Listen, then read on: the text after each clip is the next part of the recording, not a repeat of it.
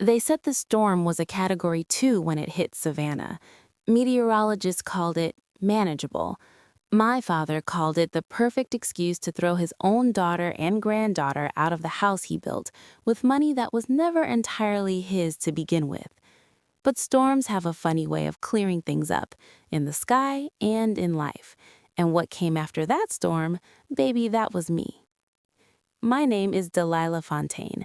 I am 31 years old. I drive a matte black Bentley Continental now, but 48 hours before I wrote a single check that could have bought the whole street my father's house sits on, I was standing on his front porch in the pouring rain with my 4-year-old daughter Zora pressed against my chest, soaking wet, while he told me I needed to find somewhere else to be. Let me back up, because you need to understand the architecture of this particular betrayal before you can appreciate the demolition. I grew up in a house that looked like grace from the outside. My father, Raymond Fontaine, was a real estate developer in Savannah, Georgia, the kind of man who went to church on Sundays and cut corners on Mondays. My mother passed when I was 9, ovarian cancer, fast and merciless, and Raymond remarried within 14 months. That should have told me everything. A man who grieves on a schedule is a man who was already planning. His second wife was named Patrice, honey-voiced, sharp-eyed Patrice, who arrived with a Louis Vuitton set and a daughter named Briella, who was 2 years younger than me and twice as entitled. Briella was the kind of girl who borrowed things without asking and returned them broken, figuratively and literally. She wore my mother's perfume once. I found the bottle on her vanity, half empty. I didn't say a word. I just learned to watch. Raymond loved Briella the way he never loved me after my mother died. Loud, unconditional, embarrassing in its excess. Every school play, every mediocre report card, every failed relationship was met with the same speech, "You're my heart, baby girl." I used to think I was imagining the favoritism. I'd tell myself I was being sensitive. Grief does that, makes you doubt your own eyes. But grief also teaches you to observe, and I observed everything. I got pregnant with Zora at 26. Her father, a man named Theron I'd been with for 3 years, left 3 months into the pregnancy. He said he wasn't ready. What he meant was he'd been sleeping with someone else long enough that he was ready for her. It devastated me in ways I still don't fully have words for, but I held it together because I had to. I moved back into my father's house because rent in Savannah wasn't getting any cheaper, and I had a baby coming. And Raymond said, I remember the exact words, "Delilah, this house is always yours. You hear me? Always." I hear you, Daddy. I raised Zora in that house for 4 years. I worked remote as a financial analyst for a firm based out of Charlotte, while Raymond walked around like he was doing me some kind of charity. Patrice made little comments about the kitchen being shared space. Briella would drop by 3-4 times a week. She'd moved 15 minutes away with her boyfriend Gareth, who I am convinced has never had an original thought in his life. And every time she came, the whole house rearranged itself around her. The good dishes came out, Raymond smiled differently. I told myself it was fine. I had Zora, I had my work, I had my grandmother. My grandmother, my mother's mother, was a woman named Celestine Beaumont, 83 years old, 6 feet tall, white-haired, with a voice like a cello and a mind like a steel trap. She'd spent 40 years building a real estate and hospitality empire across the Southeast that most people in our family didn't fully understand because Celestine didn't explain herself to people who hadn't earned the explanation. She owned hotels, commercial properties, a private equity stake in 2 regional banks, and 4,200 acres of land in 3 different states. She was the kind of wealthy that doesn't perform itself, the kind that just exists, like bedrock. Celestine called me every Sunday, not Raymond, not Briella, me. We talked for hours sometimes, about markets, about Zora, about things that mattered. She used to say, "Delilah, the woman who controls the room is the one who knows how to wait." I didn't fully understand it then. I do now. It was a Friday in October when the storm came. I'd driven 3 hours to see Celestine at her estate in Hilton Head. She'd been declining for a few months, slowly, the way strong people do when their body finally stops cooperating with their mind. We sat on her porch and watched the Spanish moss move, and she held my hand and told me things. I thought they were just the things old women say when they know time is getting short. I didn't understand yet that she was giving me a map. She passed the following Tuesday, quietly, in her sleep, the way she'd lived, on her own terms. I drove back to Savannah Thursday morning with Zora in the back seat, grief sitting heavy in my chest, and when I walked through my father's front door with 2 suitcases and a car seat and my eyes still puffy, Briella was already there, sitting at the kitchen table, which was unusual for a Thursday morning. She had a look on her face I recognized immediately. It was the same look she had the time she told Raymond I'd been distant when really I'd just stopped performing warmth I didn't feel. It was the calculating look, the one that meant she'd gotten there first and positioned herself already. Raymond stood up when I came in. He didn't hug me. He didn't say he was sorry about Celestine. He said, "We need to talk." I set Zora down with her backpack and her stuffed elephant, and I looked at my father and I waited. "Briella needs the room," he said. "Her and Gareth are separating and she needs somewhere stable, and I think given the situation it'd be best if you started looking for your own place." I thought I'd misheard him. I genuinely thought some wire had crossed in my brain from grief and exhaustion and 3 hours of highway driving. "I just buried my grandmother," I said. "I know, and I'm sorry for your loss, but this is family." This is family. Said to me, his daughter, by blood, by 31 years. Said to me while Briella looked at the table with a small, careful smile she was trying very hard to suppress. "Raymond," I said. I stopped calling him Daddy somewhere around Zora's 2nd birthday. I don't remember making the decision. "I need a couple days, a week at most. Give me that." "The thing is," Briella said, not looking up, "I already told Gareth I'd have my stuff here by the weekend."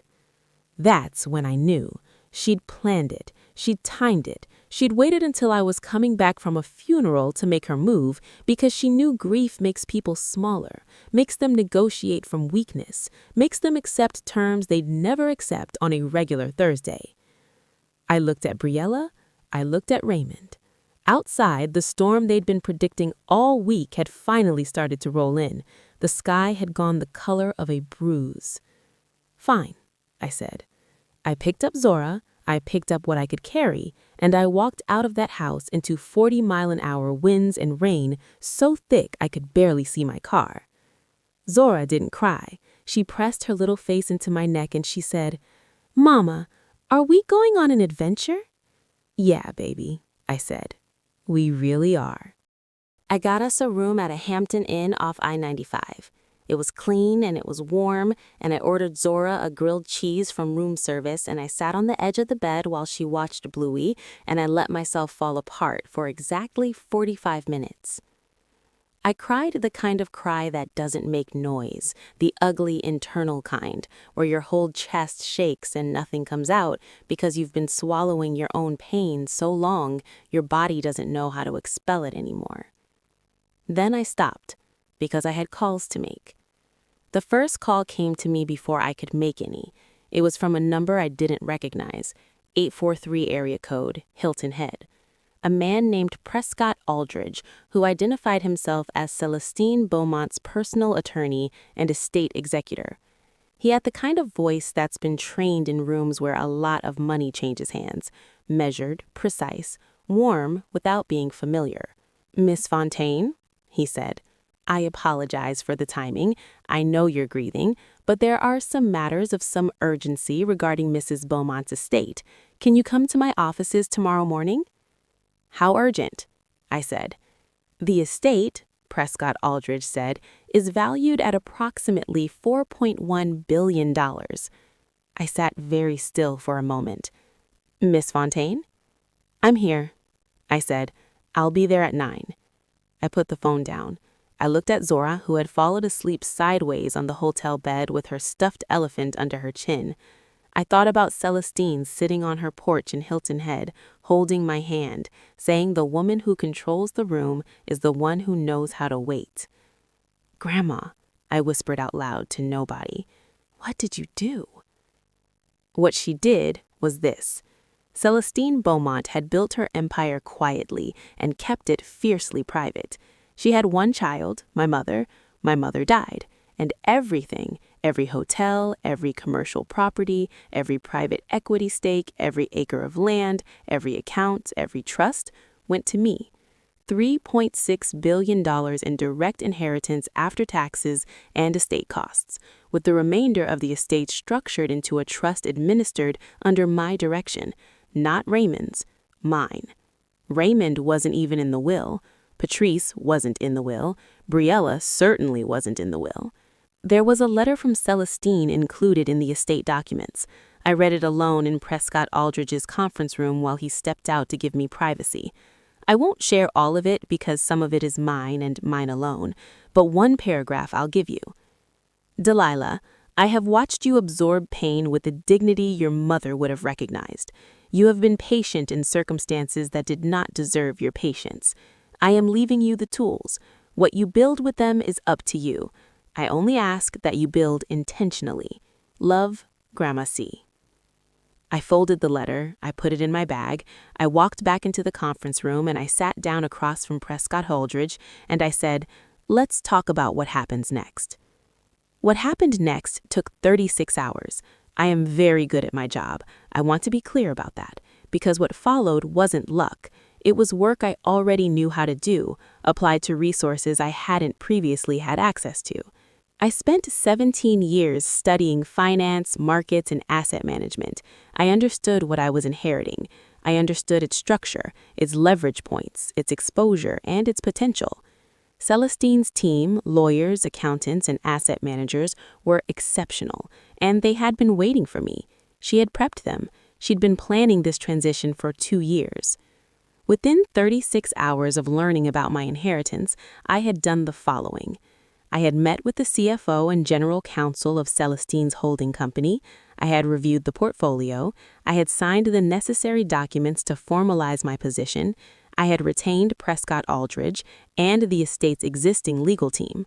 I had opened personal accounts at 2 private banking institutions that handle clients with complex wealth management needs, and I had made exactly 3 calls. The first was to a woman named Vivian Pace, a commercial real estate attorney in Savannah who had once mentioned offhand at a cocktail event that she'd love the chance to work on something interesting. I told her what I had. She told me what she could do. We agreed on terms. The second call was to a man named Deacon Reese, who had been Celestine's most trusted property manager and who knew the portfolio better than anyone alive. I offered him a 10% salary increase and total operational authority under my direction. He said yes before I finished the sentence. The third call I made to a private investigative firm in Atlanta that specialized in financial forensics. This call was not about Celestine's estate. This call was about Raymond Fontaine. Because here's the thing about being a financial analyst who grew up watching her father's business. You pick up things, you file them away. Raymond had been developing residential and commercial real estate in Savannah for 25 years. He had partners, investors, lenders, and I had always had a suspicion, the kind of suspicion you don't act on until you have resources, that Raymond's books were not as clean as his reputation. I told the firm what I suspected. I told them what to look for. I told them I needed preliminary findings in 2 weeks. They came back in 10 days. What they found would take too long to detail entirely, but the summary is this. Raymond Fontaine had been running a quiet scheme for 11 years in which he funneled investor capital into shell projects that he carried on paper but never fully developed, collected draw fees and management commissions, and marked the losses as market-related. It wasn't crude enough to be an obvious fraud. It was sophisticated enough that it had slipped past several audits. But it was fraud, the kind that the Georgia Department of Banking and Finance and the SEC both have strong opinions about. There was also this. One of his primary investors in the last 4 years was a holding company called Gareth Calloway Development Group. Gareth, Briella's Gareth, who was supposedly separating from Briella. Except, and here's where it gets interesting, the financial forensics team pulled every public record they could find, and Gareth Calloway Development Group had received 2 significant capital infusions in the last 18 months. Capital that the forensics team traced, eventually, to accounts that had been quietly co-managed by a third party. That third party's name, buried in the LLC paperwork in Layer 4 of a Delaware registration chain, was Briella Fontaine Calloway. She wasn't separating from Gareth. They were running something together, and they had been pulling Raymond into it, or Raymond had been pulling them, or all 3 of them were pulling each other. The truth was tangled enough that it didn't matter who started it. What mattered was the exposure.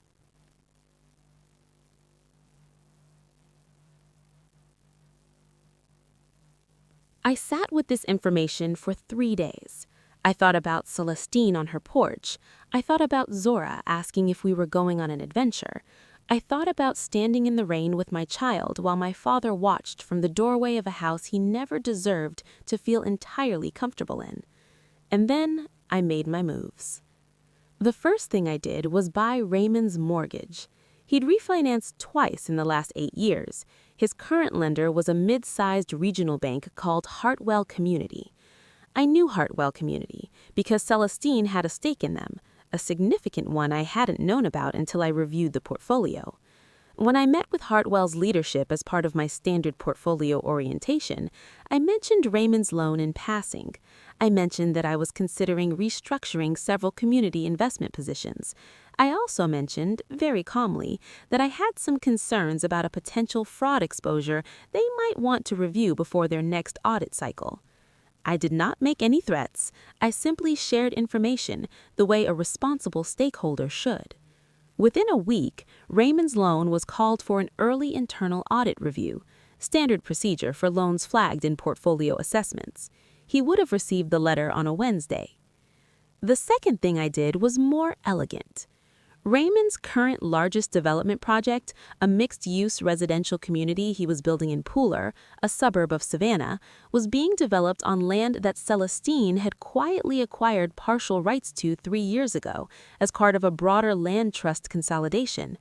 The rights were structured as a reversionary clause buried in the original land transfer title, the kind of legal mechanism that most real estate developers never check for because they rely on their attorneys, and sometimes their attorneys miss things.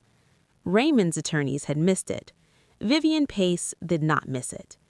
When Raymond received the certified legal notice of the reversionary claim, 11 pages, impeccably prepared, delivered by a courier on a Friday afternoon, he would have had to read it twice to understand what it meant. It meant that a significant portion of the land underlying his biggest current project had a claim on it that predated his purchase. It meant the project, as structured, could not move forward without resolving that claim. It meant delay, cost, and critically, a conversation with his investors, including Gareth Calloway's group, that he was not going to enjoy. The third thing I did was the one that I thought about most carefully, because this one was personal. I called Raymond. I had not spoken to him since the night of the storm. I had not responded to his 2 texts, one the morning after, which said, "Hope you're doing okay," and one a week later, which said, "Briella says hi." I had saved both texts. I would later have them printed and framed, not as decoration, but as a document of the specific flavor of his audacity. I called him from my new office. I had leased space in a boutique building downtown, the kind of address that announces itself quietly, and I used my regular voice, the one I've always had, warm, measured, precise. "Raymond," I said, "I think we should get together and talk." He paused. "Delilah, yeah, I've been meaning to reach out." "Are you free Thursday?" I said. "I'll come to you." I wore a camel cashmere coat I'd bought 2 days earlier, not to show off, because Celestine once told me that when you walk into a room where people have underestimated you, the goal isn't to punish them with what you're wearing, the goal is to make them do the math in real time and feel the error of their assumptions settle over them like a cold cloth. I walked into Raymond's house on a Thursday afternoon, and Patrice opened the door and looked at me the way you look at someone when you can't reconcile who they were with who's currently standing in front of you. She took my coat. I didn't ask her to, she just did it. Raymond was in the living room. He looked fired. He looked like a man who'd received several letters in recent weeks that had disrupted his sleep in ways he hadn't fully processed yet. I sat down without being asked. I crossed my legs. I put my bag on the coffee table with a sound that was quiet but present. "You've gotten some papers recently," I said. He stared at me. "What do you know about that?" "I know quite a bit," I said. "I know about the Pooler project. I know about Hartwell's audit. I know about Gareth's LLC chain.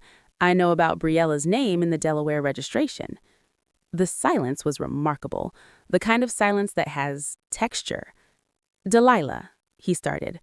"I'm not here to fight," I said. "I'm here to make you an offer." He waited. Even Patrice, who had come to stand in the doorway, was very still. "The reversionary claim on the Pooler land," I said.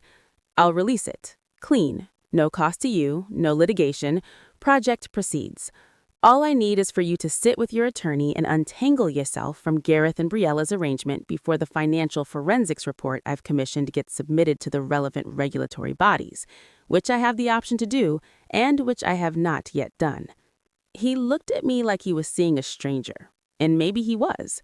Maybe the daughter he'd known, the one who absorbed, who endured, who made herself quiet, was no longer the person sitting across from him.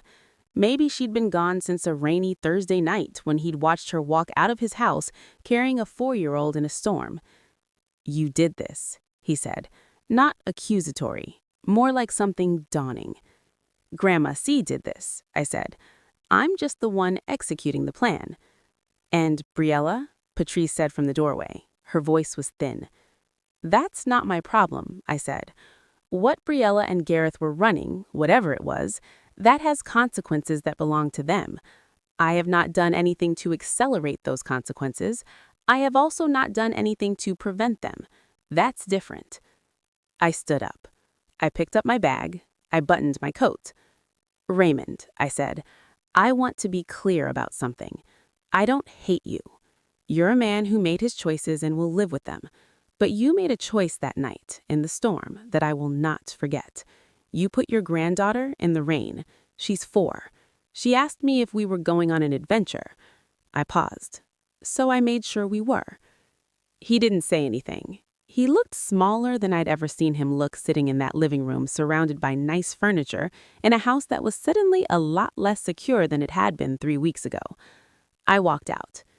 I sat in my Bentley for a moment. The Savannah afternoon was golden and warm, and the Spanish moss moved in the breeze off the river, and I thought about my mother, and I thought about Celestine, and I thought about Zora in the hotel room asking about adventures. I called Deacon Reese. I said, "Move forward on the Savannah acquisitions. All of them." "Yes, ma'am," he said. What happened after that has the particular satisfaction of things that were set in motion by someone else's greed and ran their natural course.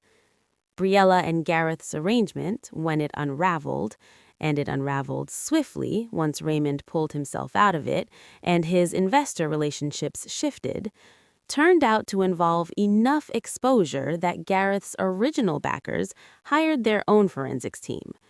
What that team found was not my business, and I made no representations about it. It was simply the natural consequence of people who had been running schemes having those schemes examined by people who knew what to look for. Gareth and Briella separated for real this time. I know this because Patrice called me 6 weeks after my visit to the house. She'd never called me in the entire time she'd been married to Raymond. She asked how Zora was doing. I told her Zora had started ballet classes and was currently obsessed with dinosaurs and had recently decided that the color purple was for babies. Patrice laughed. It was a real laugh, the kind that's a little embarrassed at the edges. We did not become close, but the call happened. Raymond resolved the Pooler situation. He downsized his operations. He is no longer in business with anyone named Calloway. I released the reversionary claim as promised. I keep my word. That's the difference between me and the people who thought they had me figured out.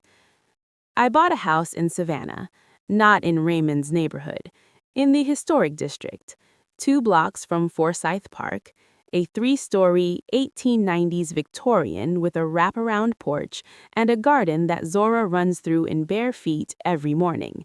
I had it professionally restored. I put Celestine's photograph in the front hallway, the one where she's standing on the porch of her Hilton Head estate at about 60 years old, before any of the silver in her hair, before any of the slowing down, just her in a linen dress with her arms crossed and a look on her face that says she has already seen everything you're about to try. I talk to her photograph sometimes. I know how that sounds. I talk to it anyway.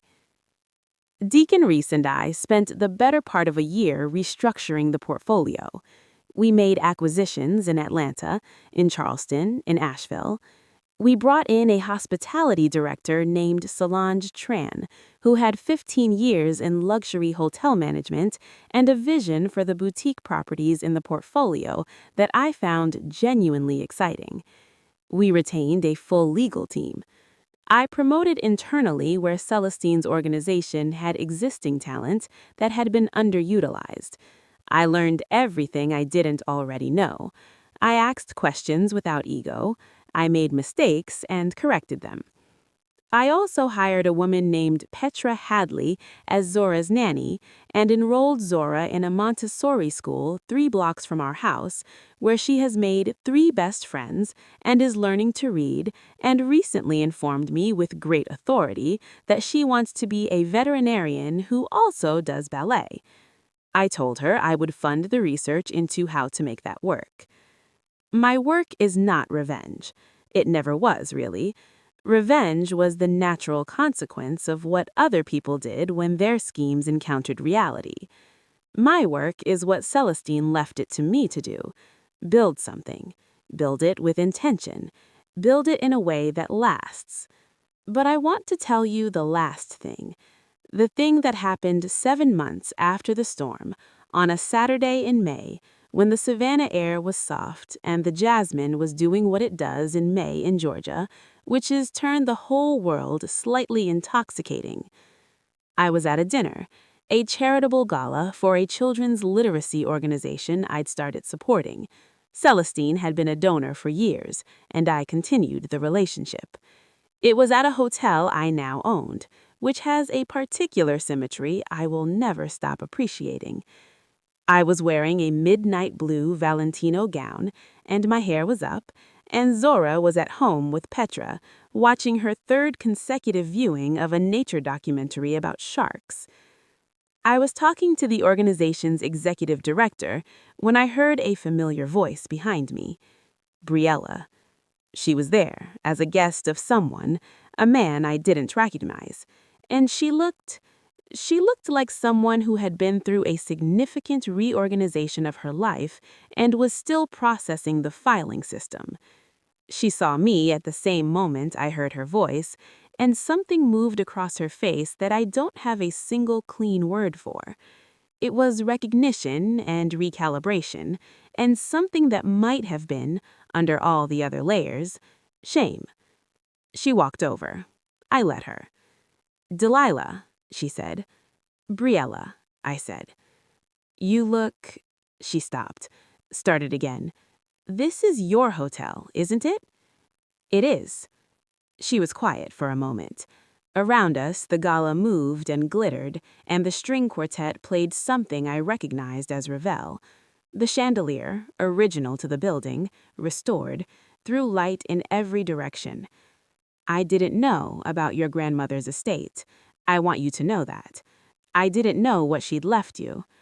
I know. That's actually what made it work so well." She looked at me, and then, to her credit, she did something I didn't expect. She laughed. Short, real, a little broken at the edges. "I was terrible to you," she said. I agreed. "Is there anything I can—" "No," I said. "Not unkindly, just precisely. There's nothing you can do, Griella. Things are the way they are now. I've moved on. I'd encourage you to do the same." She nodded. She looked around the room that was mine, the hotel that was mine, the gala that bore my family name as a top-tier donor, and she said something quiet, almost to herself. She always knew, didn't she, Celestine? She knew what she built. She knew who could carry it. I turned back to the executive director, who had given us a polite amount of space and was now ready to continue our conversation. I did not watch Briella walk away. I didn't need to. I got home that night at 11. Petra had left. Zora was asleep, which I knew before I even went upstairs because the house had that particular quiet that happens when a small child has finally surrendered to sleep after putting up significant resistance. I went to her room and stood in the doorway and watched her breathe, her little chest rising and falling, the stuffed elephant in the crook of her arm, her hair in the 2 braids I'd done that morning now half undone. I thought about a rainy Thursday in October. I thought about the weight of her against my chest in 40-mile-an-hour winds. I thought about her voice in my ear, that absolute certainty, unbothered and luminous. "Mama, are we going on an adventure?" "Baby," I thought, "we are just getting started." I went to my room. I took off the Valentino. I washed my face at my vanity, in my house, 2 blocks from Forsyth Park. Outside, Savannah was doing what Savannah does at 11 at night in May, breathing slow and warm and fragrant, the way a city breathes when it's been around long enough to know it'll still be here tomorrow. I looked at myself in the mirror for a long moment. I thought about all the versions of this face, the one that cried in Hampton Inn, the one that sat across from Raymond in his living room, the one that watched Celestine hold my hand on a porch in Hilton Head and said things I was only beginning to understand. I thought about the woman Celestine was building when she called me every Sunday, the woman she was making sure existed, just in case the other people in my life forgot to. She didn't forget. That's the thing. All those years of Sunday calls and deliberate conversations, and a letter and an estate file that said, "I have watched you absorb pain with a dignity your mother would have recognized." She was doing the work long before I knew there was work to do. I turned off the light. I got into bed. The house was quiet and mine. The storm had come and gone, and what it cleared the way for, that was mine too. All of it. Always had been.